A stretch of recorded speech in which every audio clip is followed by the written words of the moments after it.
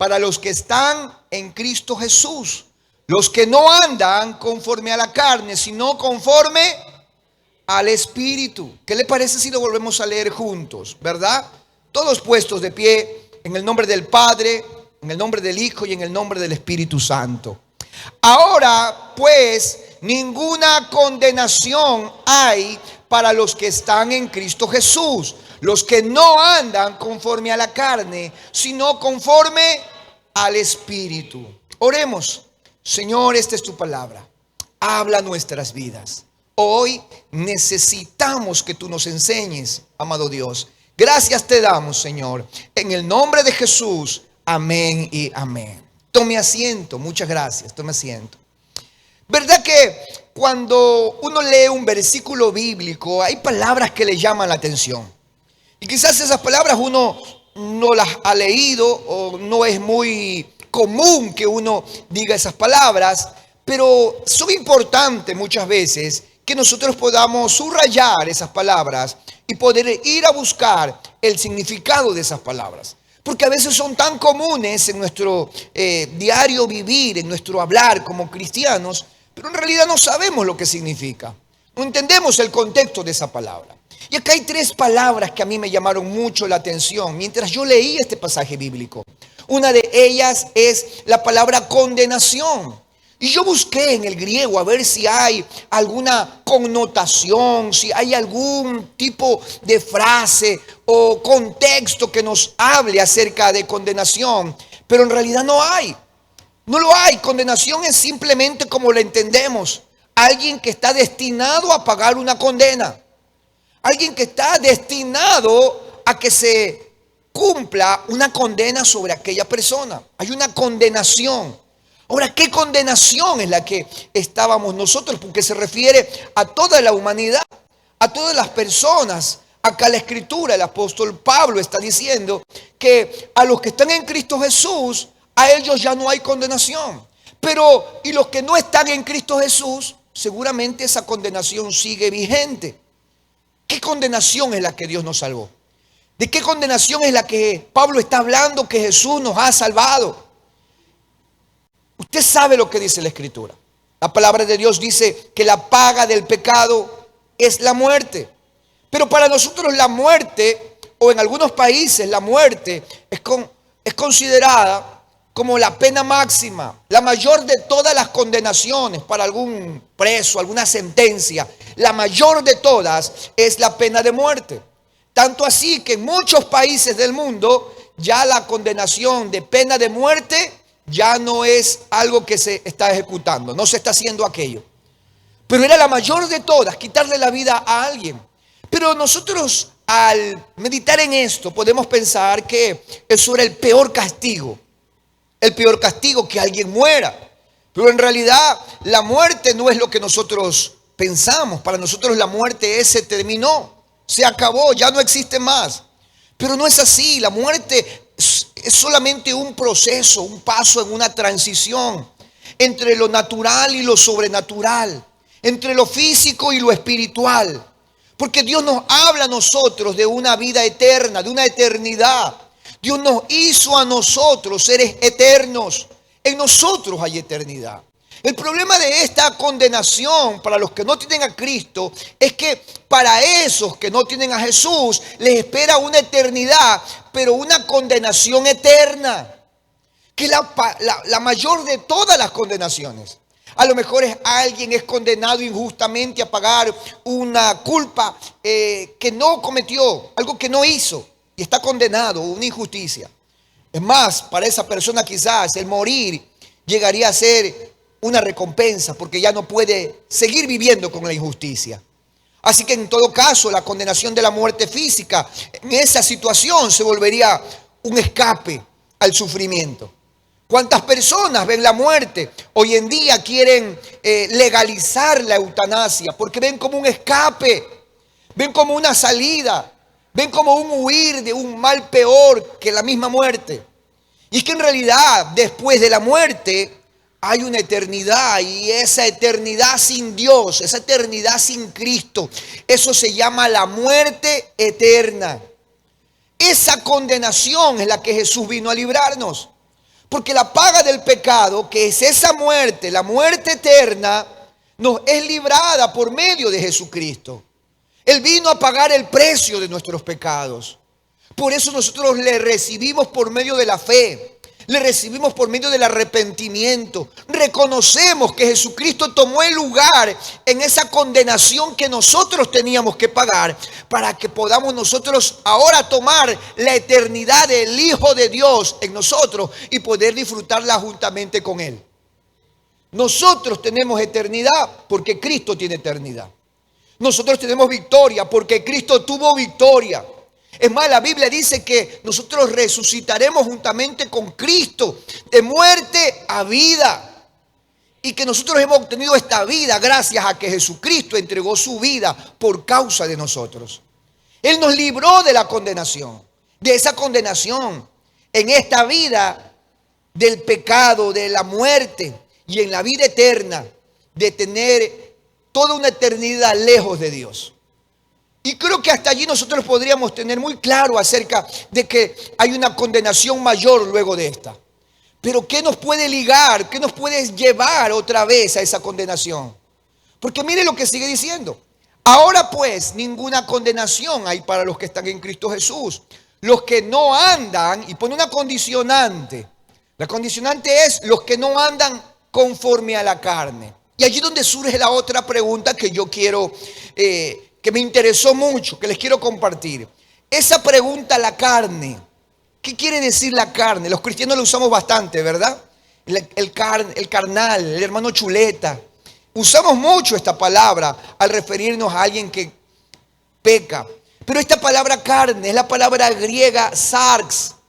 Esa palabra griega sarx tiene tres connotaciones. El apóstol Pablo la utiliza en tres tipos de frases o oraciones, o identificar tres aspectos de la vida. El uno de ellos, venga conmigo a Romanos capítulo 2, versículo 28. Ahí mismo Pablo la usa, Romanos 2, 28. Mire lo que dice el apóstol Pablo acá. Dice, pues no es judío el que lo es exteriormente, ni es la circuncisión la que se hace exteriormente en la carne. Esta palabra, sarx, hace una referencia a la carne física de lo que estamos hechos, ¿verdad? Usted tóquese. ¿Sí o no? Ahí hay carne. Algunos puro hueso, algunos un poquito de grasa, pero ahí hay carne. ¿Sí o no? Ahí tenemos carne. Pablo usa esta palabra, sarx, para hablar acerca de los que vivimos en esta parte material, física. Ahora, también utiliza esta misma palabra en otra connotación, en otro contexto. Venga conmigo a Romanos capítulo 1, ahí cerquita, en el versículo 3. Romanos 1, 3. Mire lo que dice. Acerca de su Hijo, nuestro Señor Jesucristo, que era del linaje de David, según la carne. Ahora, acá no está hablando de la carne física. Acá está hablando que son de la misma herencia, de la misma genealogía. O sea que David está dentro de un linaje que luego Jesús nace dentro de ese linaje. Aunque nosotros sabemos que Jesús es Hijo de Dios, engendrado por el Espíritu Santo en María, pero la Escritura nos habla de que hay una genealogía allí, el cual el Señor promete que de David, de la descendencia de David, vendría un Salvador. Lo mismo cuando se habla acerca que en la carne son descendientes de Abraham. Está hablando de la descendencia, de donde uno proviene, de donde uno es. Esa es la segunda connotación. Pero hay una tercera connotación. Venga conmigo a Romanos 7 en el versículo 5. Romanos 7, 5. Ahí mismo en ese libro, porque en este pasaje se repite mucho, en este capítulo, en este libro de Romanos se repite mucho la palabra carne. Romanos 7, 5 dice, porque mientras estábamos en la carne, las pasiones pecaminosas que eran por la ley obraban en nuestros miembros, llevando frutos para muerte. Esta es otra connotación la que dice Pablo. A ver, los que no están en la carne, ellos están librados de la condenación. Fue el versículo inicial. O sea, que si yo soy librado de este tipo de connotación que Pablo habla, el Señor asegura que yo no voy a tener ninguna condenación. Pero ¿cuál es específicamente? ¿De qué se refiere el apóstol Pablo cuando dice en el versículo, no en el versículo anterior, en el versículo que habíamos leído, en el capítulo 7, en el versículo 5? Porque mientras estábamos en la carne, las pasiones pecaminosas, escúcheme, Pablo habla acerca del pasado. Un creyente cuando no tenía a Cristo Jesús, su vida espiritual no estaba activa. Estaba muerto en delitos y pecados. O sea, el pecado gobernaba las obras que vivía, en las que vivía. La carne, o sea, la satisfacción de pecar. Su carne quería complacerse en deleites, ya no en cosas físicas, sino en cosas pecaminosas. Pablo dice que nosotros tenemos un pasado. Ese pasado lleno, no sé, alguno fue sacado del alcohol, otro a lo mejor fue sacado de la droga, otro fue sacado del chisme, del enojo, de la depresión. Dios lo liberó, no sé, de algunos tipos de pecado. Pero de ese pasado que es nuestra carne, en la que nuestra carne antes obraba, en la que nuestra carne antes se satisfacía, en la que nuestra carne antes quería vivir y compartir. Pablo está refiriendo de una vida anterior que nuestra carne se satisfacía del pecado.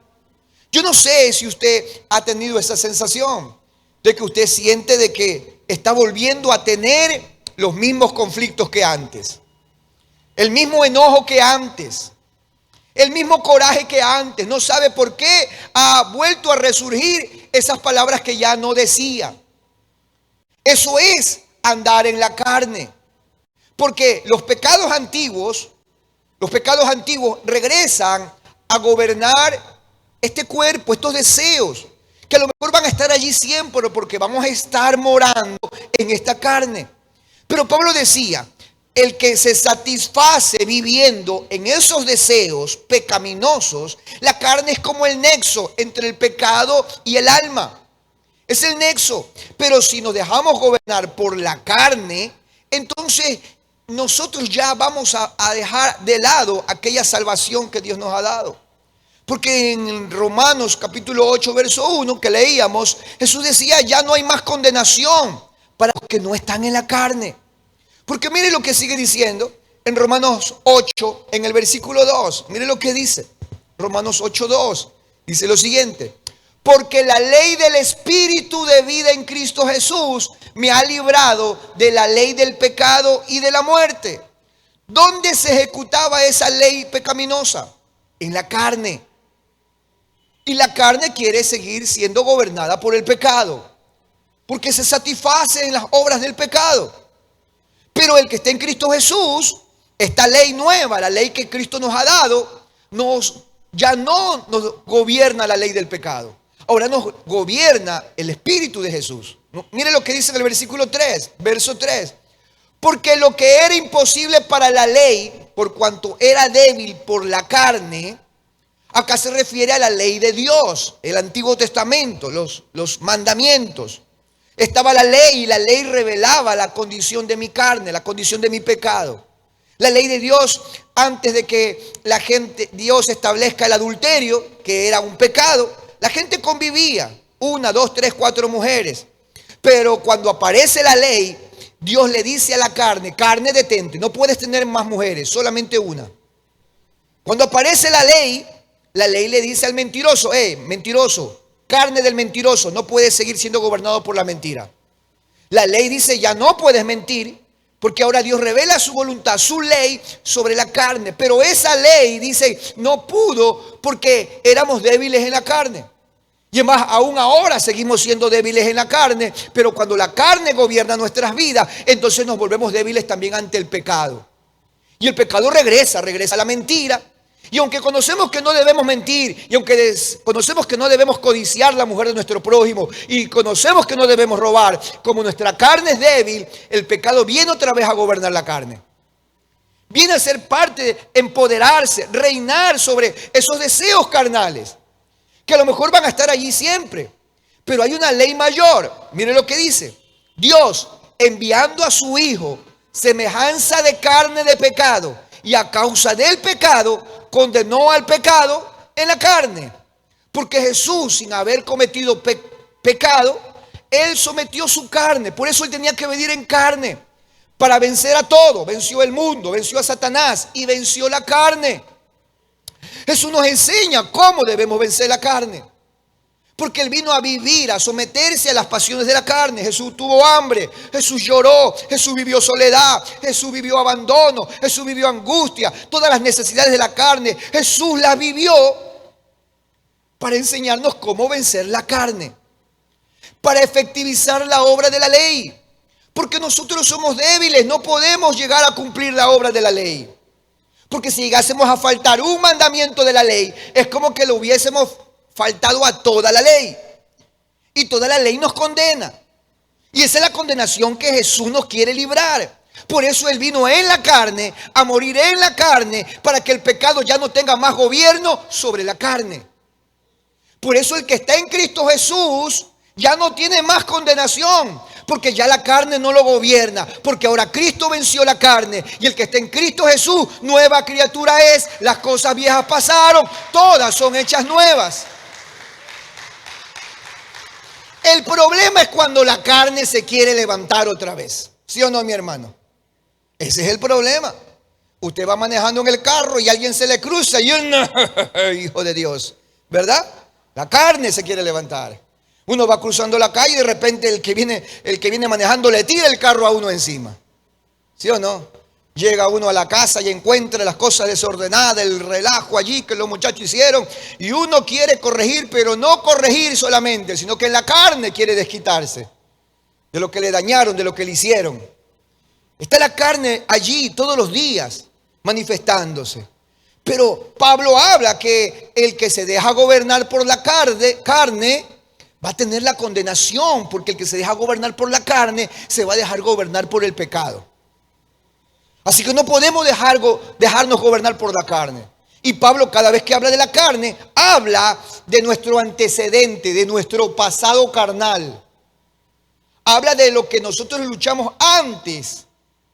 Ahora mire lo que dice en el versículo 4, verso 4.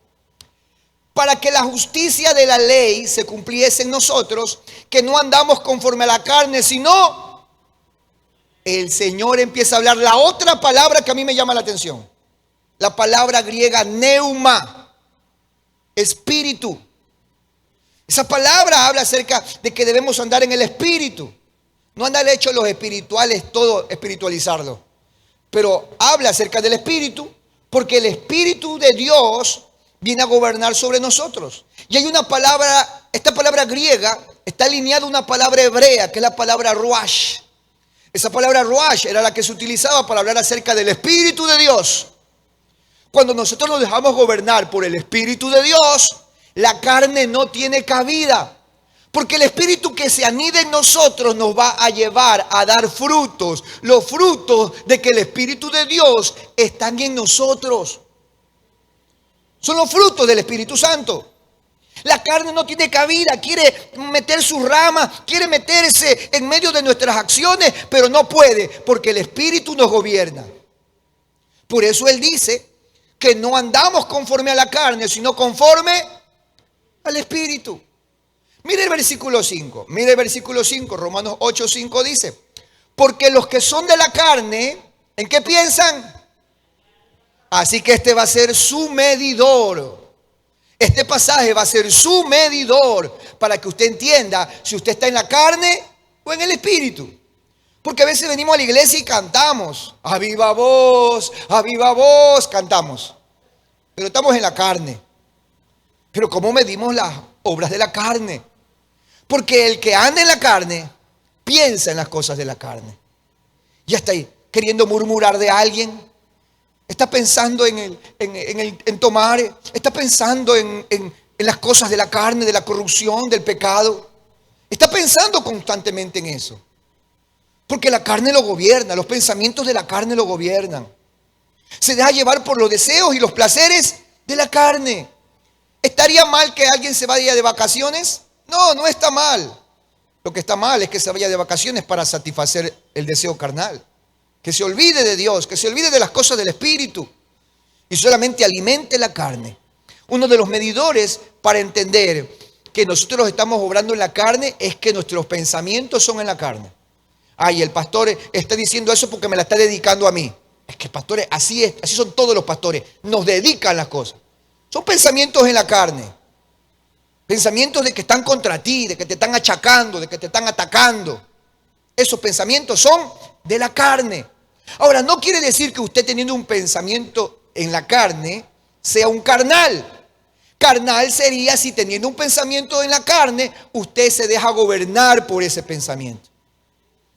Allí es carnal.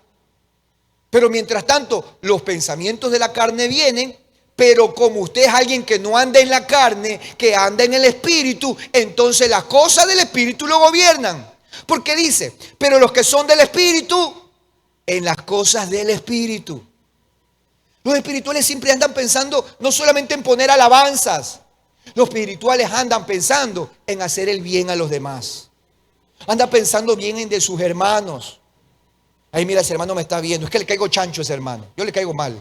Sí, ese hermano viene aquí solamente a burlárseme. Ese es un pensamiento en la carne. Pero si lo está viendo, uy, el hermano está mirándome. Gloria a Dios. ¿Será que quiere que ore por él? ¿Será? Porque tiene bondad, tiene el fruto del Espíritu en su corazón. Uy, esa vecina me tiró la tierra acá. Y si se mete, yo le tiro la tierra por allá. Anda queriendo tener venganza, desquitarse, la carne. Pero el que anda en el Espíritu anda pensando en hacer misericordia, en hacer bondad. Uy, la vecina, peleona la vecina, pero yo la amo a la vecina, yo la bendigo, voy a recoger la basura. Porque anda en el Espíritu, no solamente es poner la radio todo el día, allí con música cristiana, o tener la Biblia abierta en la casa. Eso no nos hace a nosotros los espirituales. A nosotros nos hace espirituales es vivir en el Espíritu, dejarnos gobernar por el Espíritu, que el Espíritu Santo dirija nuestras vidas.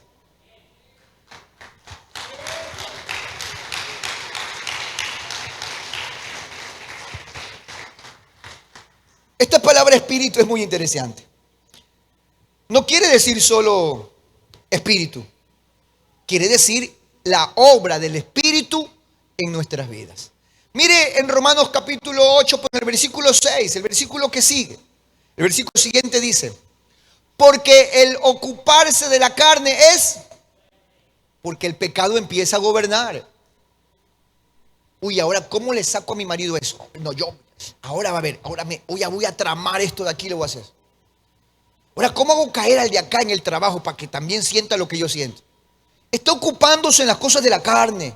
Cómo se mete en el chisme, cómo se mete en el enredo, cómo se mete otra vez. Termina gobernando por la carne otra vez.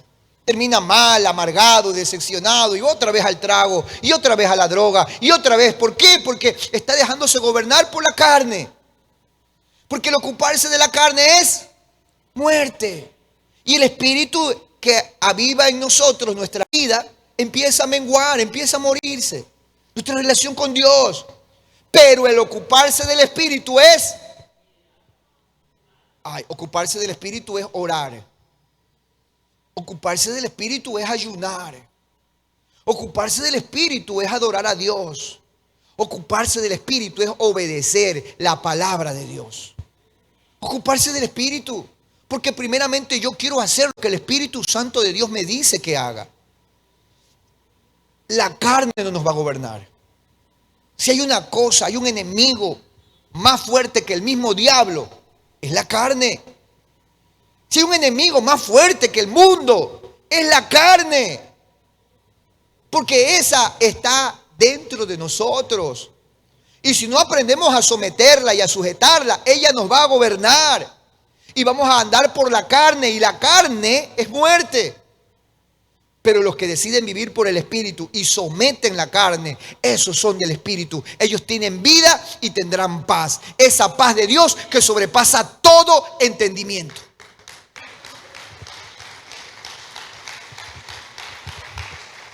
Ahora mire el versículo 7. Ya voy terminando. Verso 7 dice, por cuanto los designios de la carne son ¿cuáles? Ahí están. Los designios de la carne son enemistad contra Dios. La carne. Tú te quieres levantar a orar a las 5 de la mañana, pero la carne no te levantes a orar, oras más tarde. Pero no oraste ni a las 5, ni a las 6, ni a las 7, ni a las 8. No oraste nada. Y el no orar es tener a Dios distante. Tú dices, voy a leer la palabra, pero está el noticiero, está bueno la noticia, ¿ves? Mataron a otro. y está más interesado en las cosas de la carne. Y se olvida de leer la Biblia. Eso es estar enemigo con Dios. Nadie dice que no vea la noticia. Pero primero soy amigo de Dios. Primero alimento mi espíritu. Porque si no, esas cosas del mundo contaminan, alimentan mi carne. Y ando asustado por todas partes. Mi carne me tiene mal. Por eso tengo que alimentar a mi amigo Dios conmigo primero. Fortalece mi espíritu y me ayuda a someter mi carne para que no ande yo en conflictos, en guerras, sino que yo tenga vida y tenga paz. La paz de Dios. Dice, son enemigos de Dios porque no se sujetan ¿a qué cosa? A la ley de Dios. Y tampoco pueden. Porque la carne no puede sujetarse. Ya hay historia, la palabra de Dios en el Antiguo Testamento. No pudieron. Sacrificaban animales para justificarse, pero más sacrificio. Y nunca pudieron llegar a justificarse, porque siempre la carne era débil.